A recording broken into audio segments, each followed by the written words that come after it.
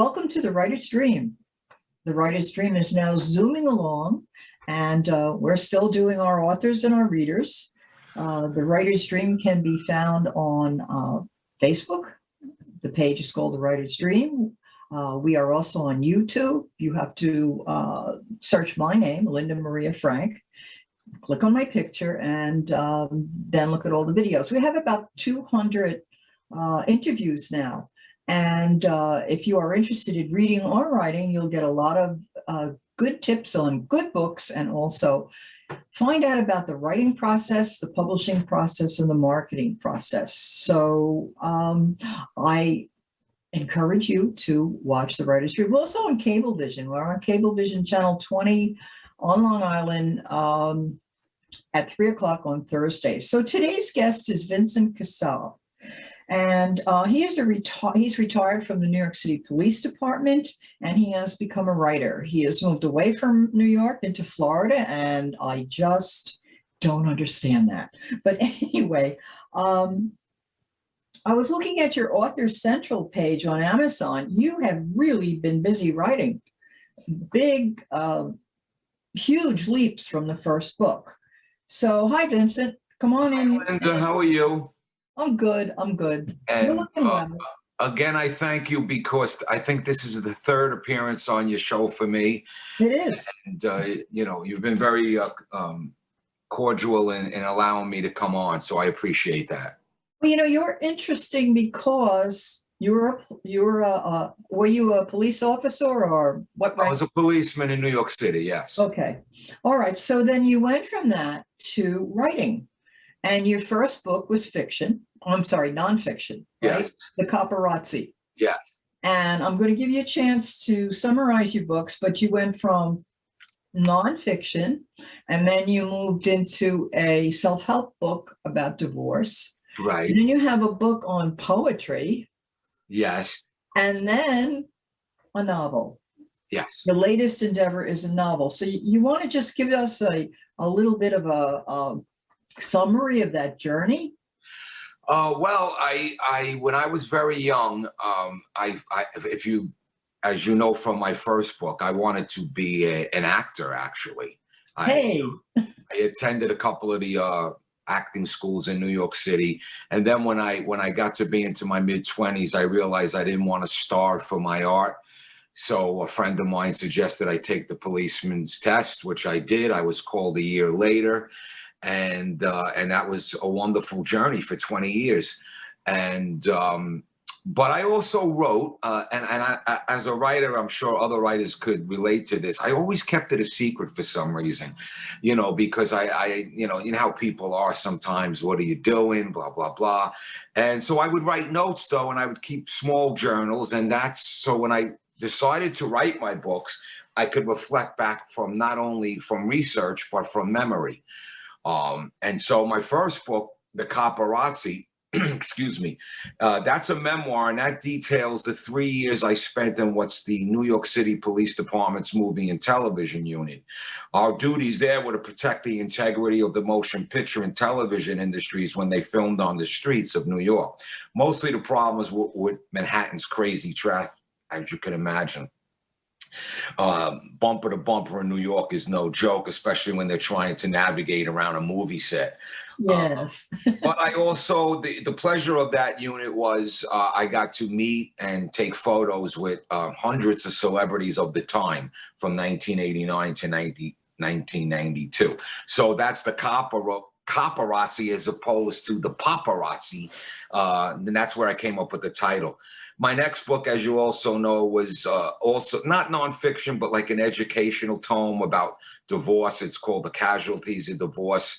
I was one of 3 authors on that with a fellow police officer and a family psychologist from Long Island. We interviewed about 25 to 30 divorced men from all walks of life. So it's not just about policemen.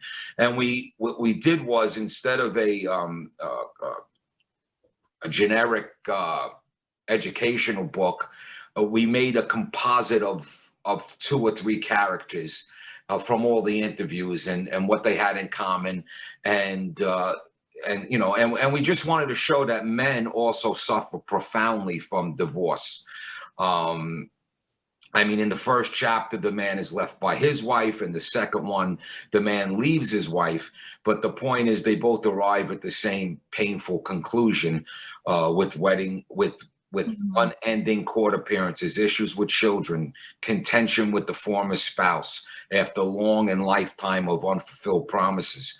The third section that was written by the doctor, he goes into the woman's side of it as well, and the children's side, and leaves a vast array of information on where these people could find help for their issues. So the third book, Tell me about poetry. That the third book was my stab at poetry. It's called 40 Octobers, and it's written in verse libre, which simply means poetry without the rhymes, without the nursery rhymes. So it's just thoughts and ideas from the time that I was a child to up until the time I was 40 years old. I had written that book, but then I decided to edit it and then publish it. And my thoughts and experiences range, like I said, from childhood to age 40, which was a long time ago. And so I like it. I mean, I was never a big poetry fan, but in my later years, I started reading Robert Bly and getting into a little more of that, because it has a lot of meaning. There's a lot of good stuff in it. Not my book, but just poetry in general. Yeah. And so that's why I did that. It's only about 80 pages long, but I'm happy that I did it. And so, which leads us to the reason why we're here. My final book, Beat Cop 1980, C-Pop 1986. I originally wrote it to be a Pulp Fiction novel, even with shock value. I figured that might sell, and I know. So I mean, a lot of people who have read it told me already, oh my God, where'd you get all those thoughts? And it's really simply, when you're a policeman for 20 years, you not only see, you hear, and you experience many things. So with a novel of that sort, people will ask, is it you? Is it a friend of yours? Is you know the deal with sure. that. And they always ask if it's you. It's not. I mean, of course, there's elements. And you hear it from every writer, even dating back centuries. There's always going to be an element of you, because that's what you're writing the book. Because you're writing a book and your thoughts are in it, and you write what you know. So, but people might be shocked about it, because it's not your average cops and robbers chasing, or a detective novel to solve the crime by the end of the book. It's really a year in the life of about a half a dozen young policemen and women. And so there's no, I liken it to the Seinfeld. When you remember when Seinfeld used to say, my show is about nothing. And my book is not that it's about nothing, but there's no prequel to their lives. There's no, at the end of the year. It's a year in the life. It's a year in the life and their experiences and what they've been through. Okay, so could we stop right here? Of course, I'm talking. You know why? Because we never told them what the title of the book is. I thought I did. Oh, I'm sorry. It's called Beat Cop. Subtitle C-Pop 1986. And that's significant. That's significant because in 1986 is when then former Mayor Ed Koch implemented the C-Pop units to get closer to the communities. So he put policemen back on the beat, so to speak, walking door to door, store to store. And his intention was to form a relationship with the community, the store owners. We would have monthly meetings with the people, the community people that were in charge. I don't know how. I'm gonna guess it was partially successful, but it's interesting to note that the original policy is so warranted in today's America. Oh, this is a very timely book. I mean, police and communities, after the 30 years of implementing these things, are still at odds, and it doesn't look like there's any end in sight. So it does appear that the clock has turned back. But that said, it's really a photo play of sorts, a snapshot of a year in the life of these young policemen and women newly assigned to these community policing units. You know, and a lot of policemen at the time, they came from their white picket fence landscapes of upper New York and eastern Long Island. And now they had to go to the main arena where the so-called mosaic minefields of New York City's inner neighborhoods was something they weren't used to. I describe how they endure their trials, their confusions, and even their hedonistic lifestyles to deal with whatever problems they endure, both professionally and personally. And they have, like I said, I'm sorry. It's really a novel. I mean, you've given us the setting and the plot, but tell us about the characters. Okay, the characters, there's two main characters. The first character is a male character in his 20s. And so he's a little bit of a veteran. He's already got 4 or 5 years on the police force.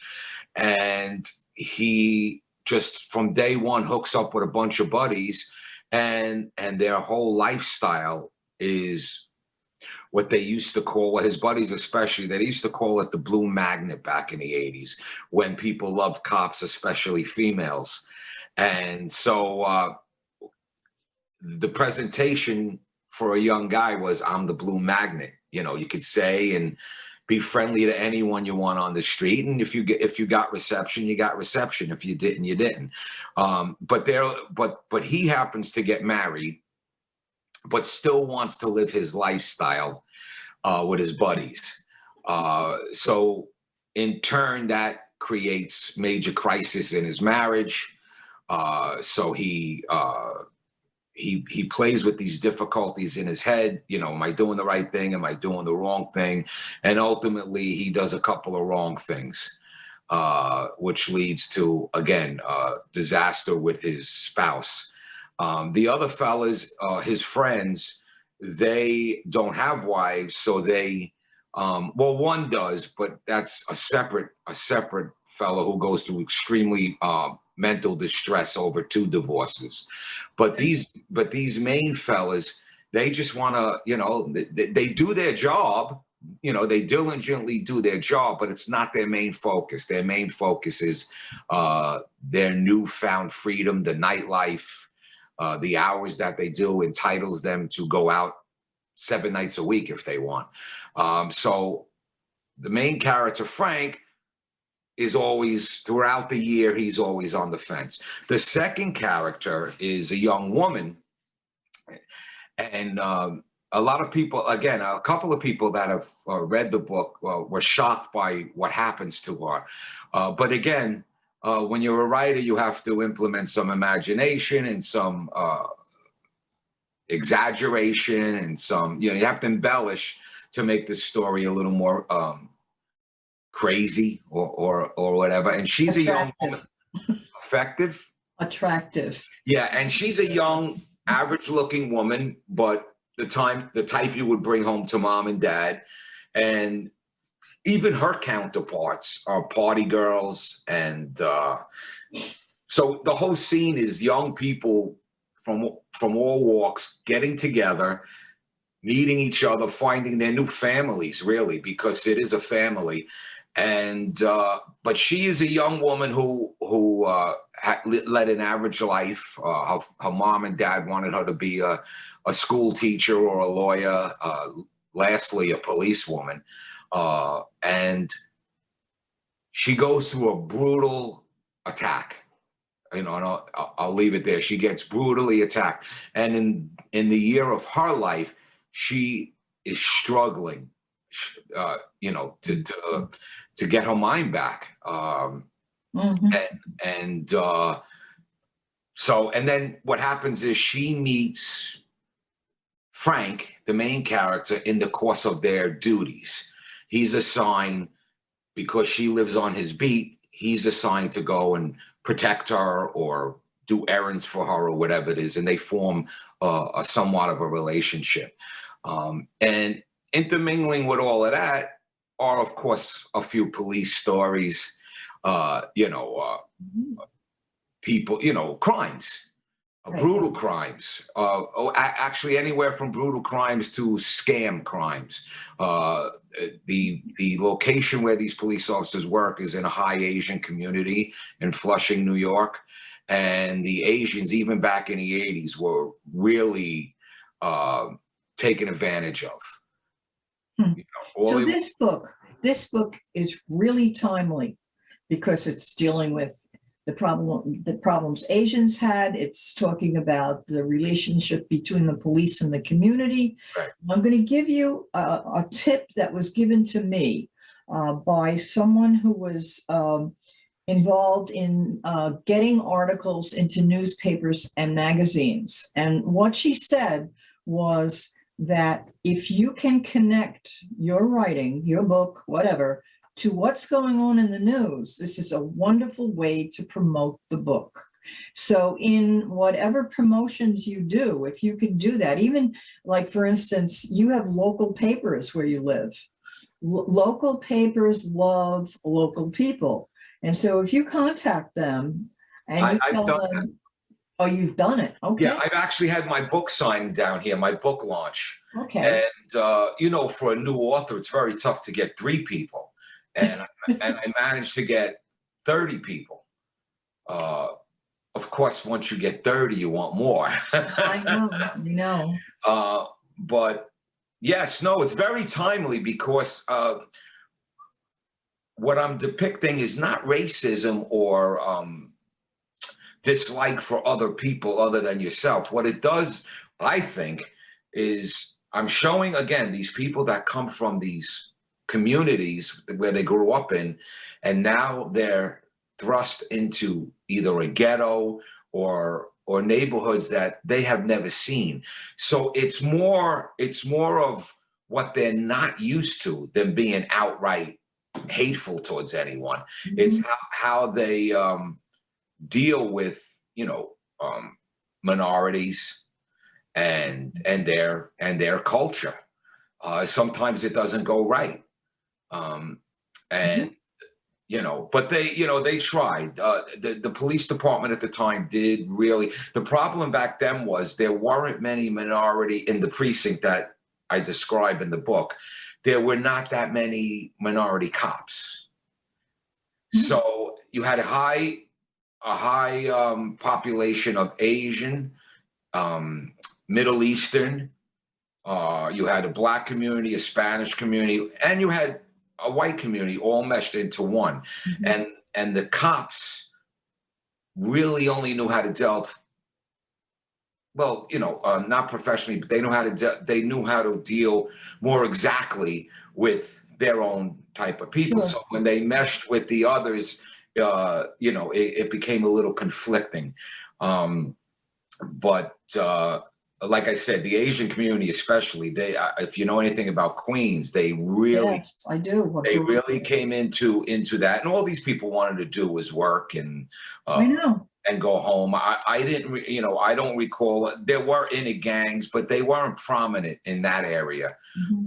So you had to learn about the other cultures, and again, the problem was at that time the preference was to put. Let's say the CPOP unit had 10 cops in it, and they were filtered out in 10 different beats, which were big beats. You had to cover a mile or 2 miles, and they didn't have enough. They didn't have any at the time Asian policemen to put into their own communities, and there weren't many of the other minority groups either. So it was mostly, especially when they first implemented it, it was mostly white cops from the suburbs. Yeah. And so over time, they did, you know, they tried to get they transferred some different people into the precincts when they saw they needed to have someone to really be, and by nobody's fault, obviously it's more trustworthy if more in tune with the culture. Right, more in tune with the culture, and they would trust them more. They would be like, well, that's one of our own, and they mean well, you know. There's a lot in this book. What would you say your main message in this book is? What do you really want to get across? I mean, you may not have just one message, but what do you really want to get across? My main message is to show that policemen have such a difficult life, and not to judge them based on what they might have grew up on as opposed to their real feelings. Because there is actually one policeman in the book who gets into a lot of trouble with the minority groups, but in his heart, and there's one scene, if I may describe it, in his heart, he's accused of racism, but when he sees an elderly Black woman get thrown under a bus, he climbs under that bus to help her.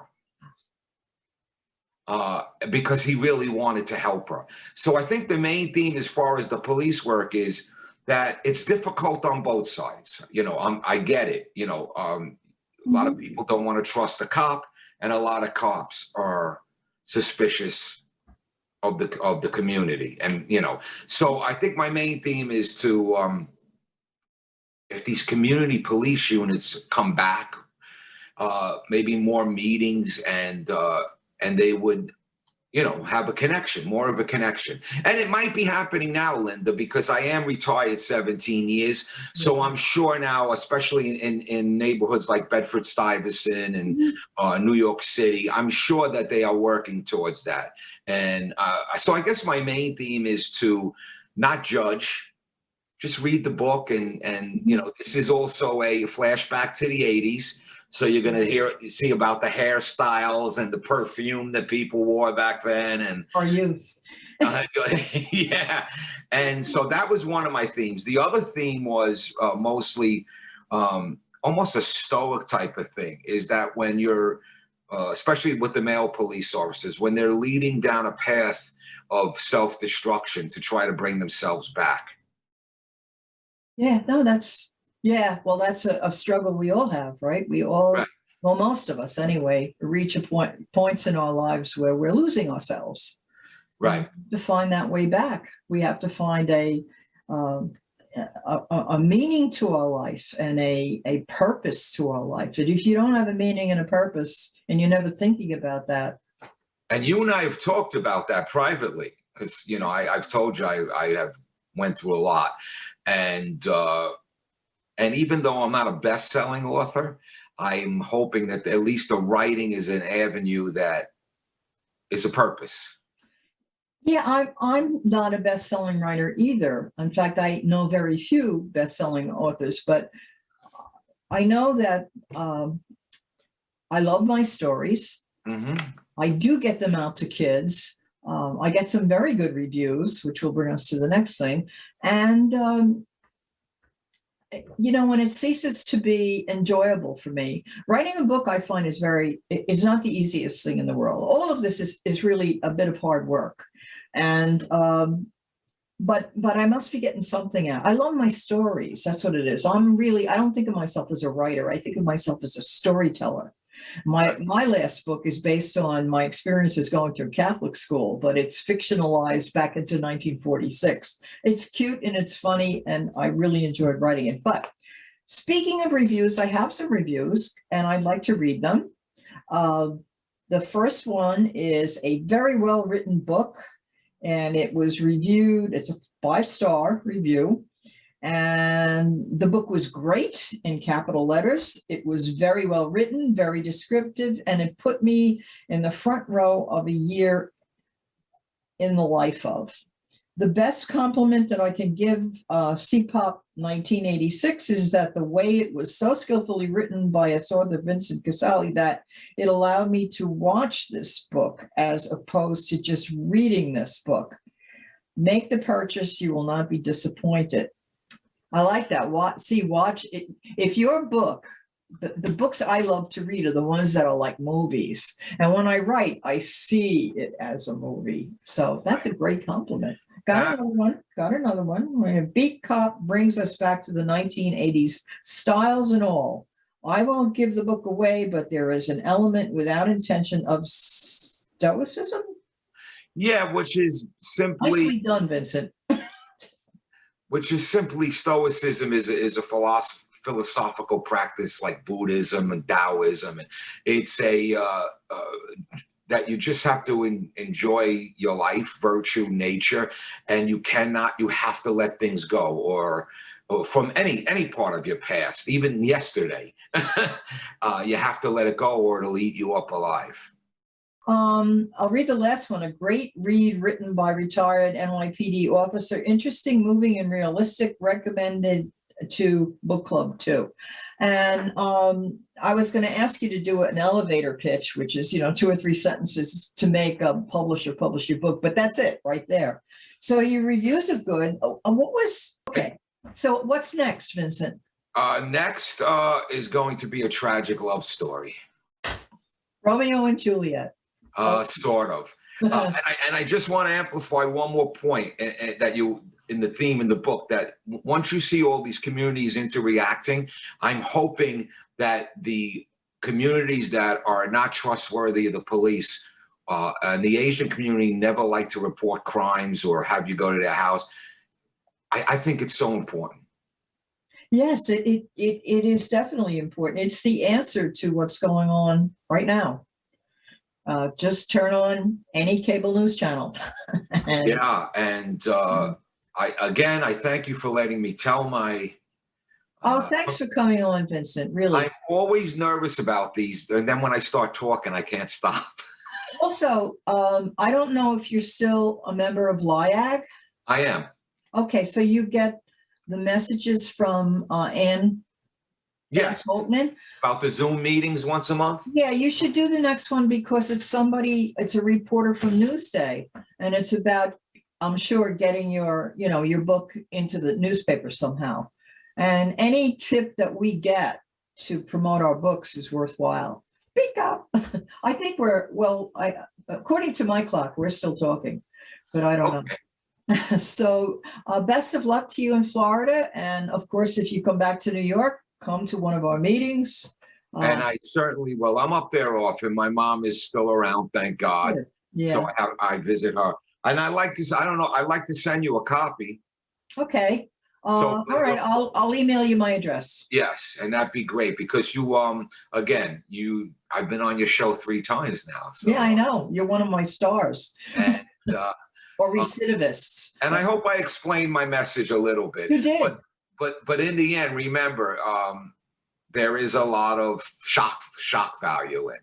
Yeah. Well, I don't think police. I think that's sometimes a problem for policemen because they see the seedy side of life all the time. And my feeling is they should be reassigned periodically to something that's less in your face. And we have the most incredible dark sense of humor. But anyway, Linda, thank you very much.